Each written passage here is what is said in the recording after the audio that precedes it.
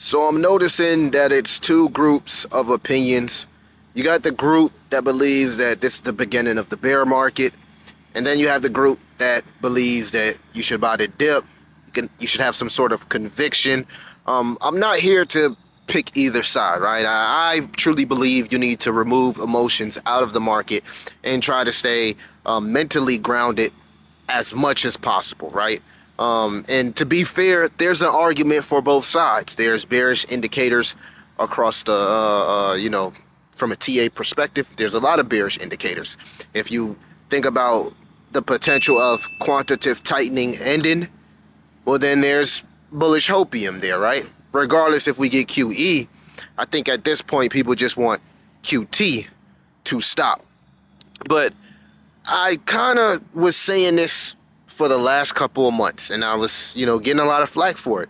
And I was telling you guys, like, just in my perspective, right? There's a group of people that bought crypto around 15K Bitcoin, right? And even before then, right? The bear market before this bear market, right?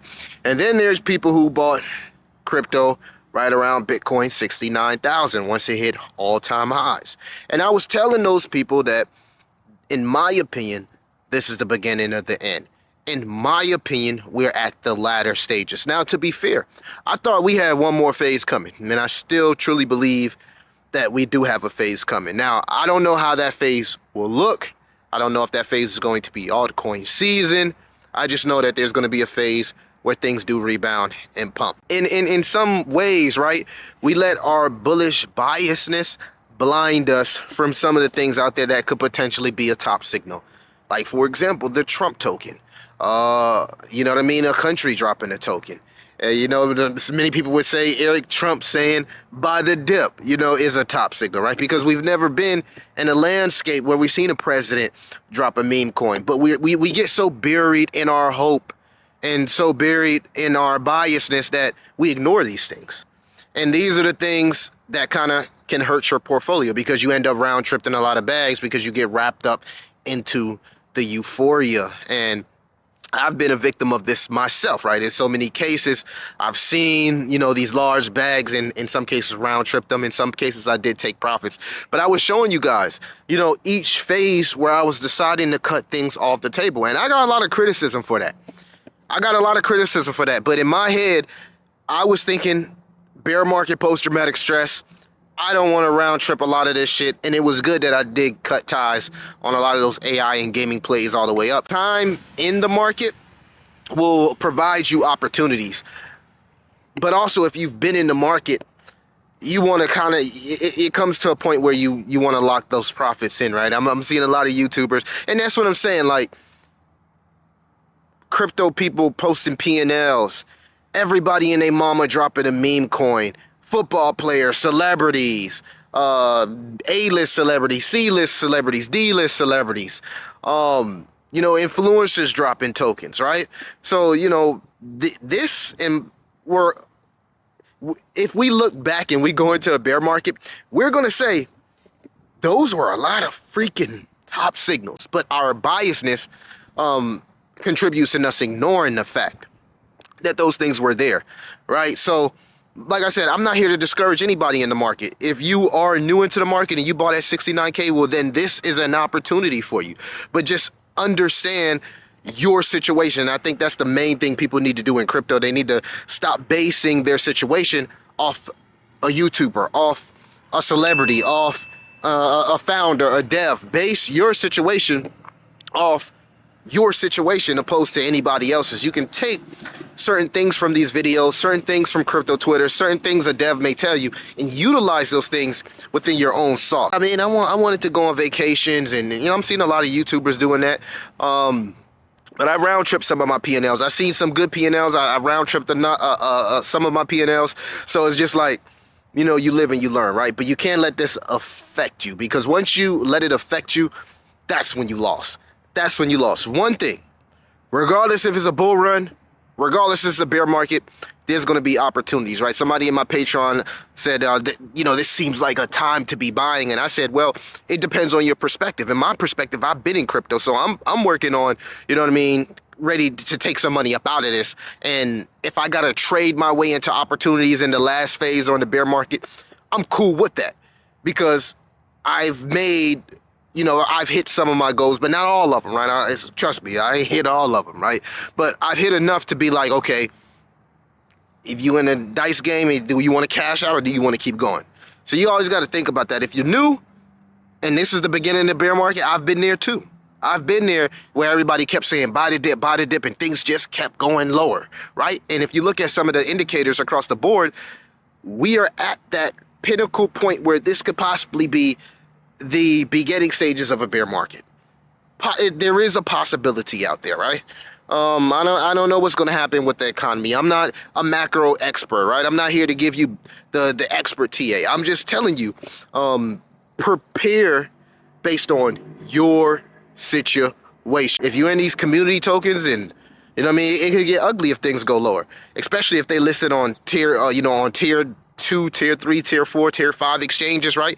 Guess what? Every month they still gonna have to pay that market making bill, and that's gonna hurt the token. That's probably why a lot of these tokens is dumping, man. I'm gonna tell you, like, the centralized exchange and the market making game is a really, really cold, dirty game. I'm not gonna get into the details because I could talk about that for like 30 minutes. I tell you, they are not your friend.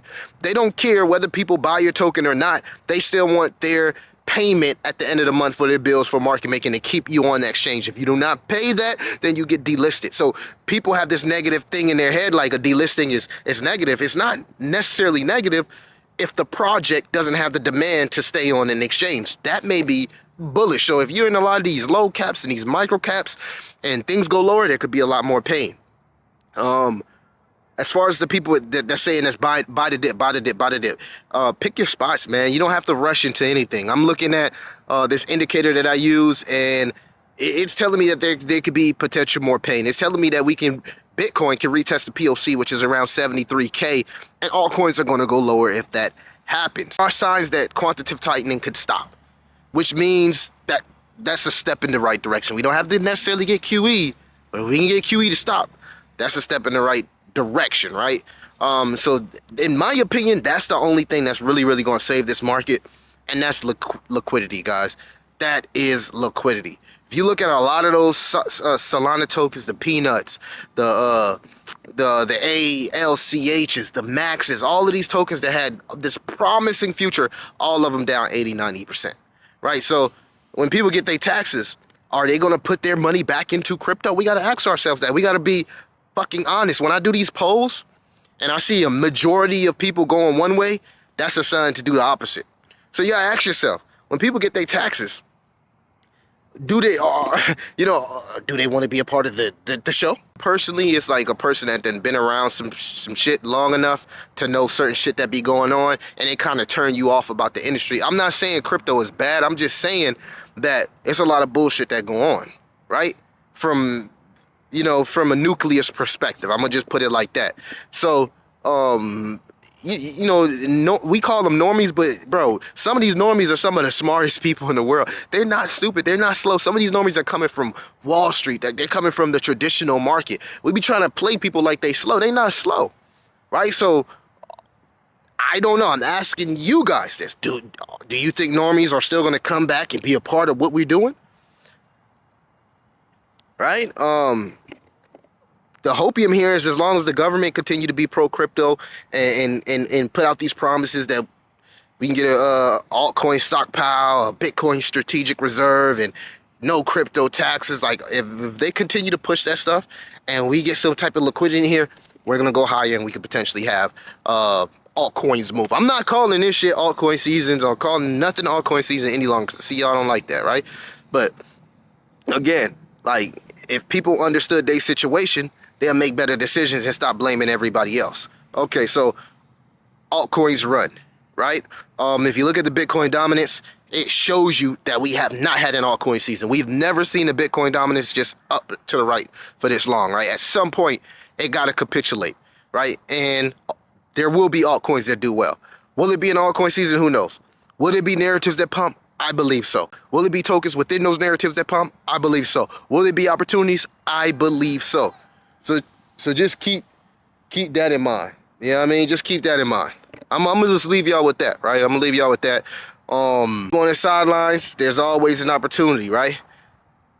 And trench warriors like myself, there's always an opportunity, right? So the moral of this video is there's always an opportunity. You don't necessarily have to pick a side, whether it's bearish, whether it's bullish. Just understand your situation, right? Let all of the toxicity and stuff that everybody else do, let them do it. And no one truly knows what's going to happen in this market. It could go up, it could go down from here. But I want to know you guys' sentiment and what y'all think about the cryptocurrency market and how you plan on strategizing and, you know, what you plan on doing from here on out. It's your boy Crypto Billy. I'll see you in the next one.